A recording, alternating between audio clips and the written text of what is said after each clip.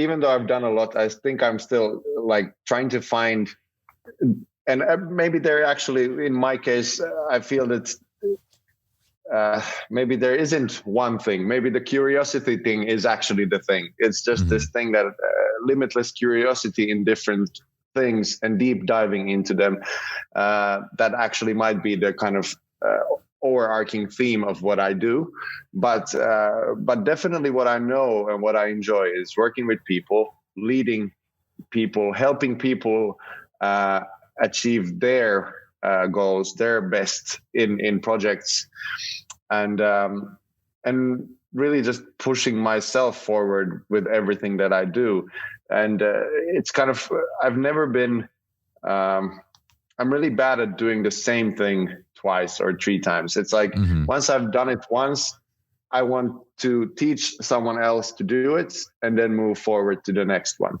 And in a way, that's something I've realized during these past 8-9 years, is that I'm definitely a person whose value is in the beginning of a story. When things are still kind of out of place, there's a lot to be figured out, a lot of pressure on getting stuff to work. That's kind of my sweet spot. And once things have been figured out, once it's kind of, once it's been created into a product, then it's my time to move forward, because then someone else can already do it. And that's at least something I've noticed. I think it's been like the past year, which kind of taught me this the most, but I've understood it that along the way, there's been a lot of these kind of projects where I've been in a part of starting something, getting it to roll, and then jumping to the next boat, kind of doing these like quick mountain runs up to the top, then finding the next one and going on to the next mountain instead of enjoying the views. And that's probably the focus that I've kind of set for myself for the next years, is to kind of embrace this fact of myself and to bring that value into the projects that I do, instead of trying to do the things that I might bring value to the stage after that as well, but I feel that personally I don't get as much out of it. So I feel that the most value is created for me in the beginning of projects where things are kind of messy.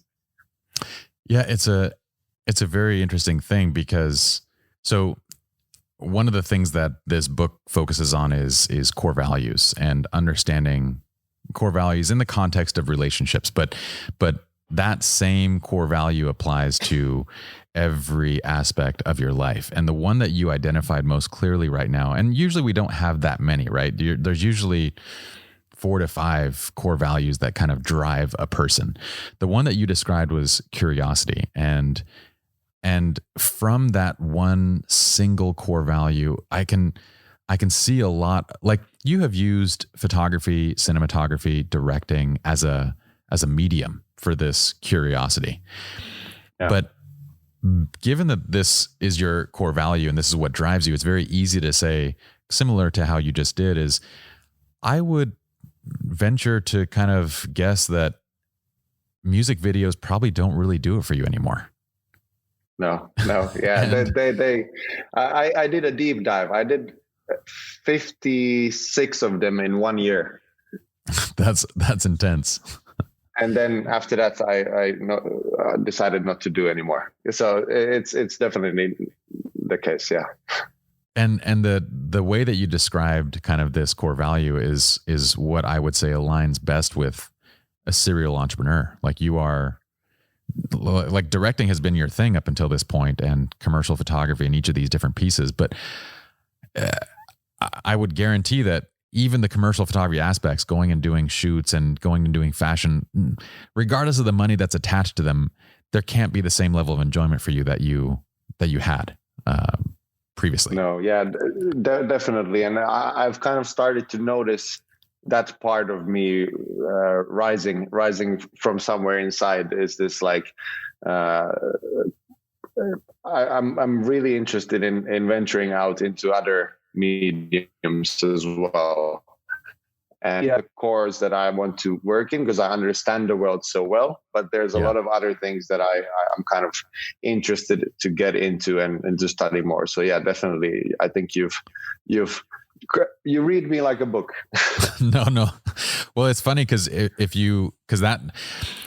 we sometimes think that these values like they only belong in one compartment of our lives. Like, oh, this is who I am at work. But I kind of argue that like, no, you're the core values that drive you, they apply to your relationship as much as anything else, which means that I would, despite how good you are at managing your relationships and making sure that each one of them is appreciated, I would guess that your closest friends, the people that you spend time with the most, have this same intrinsic curiosity, this drive to move forward constantly. And the ones that maybe they're casual friends, but there's less respect, are the ones that are more kind of lackadaisical. They don't have that same drive, that same motivation to explore.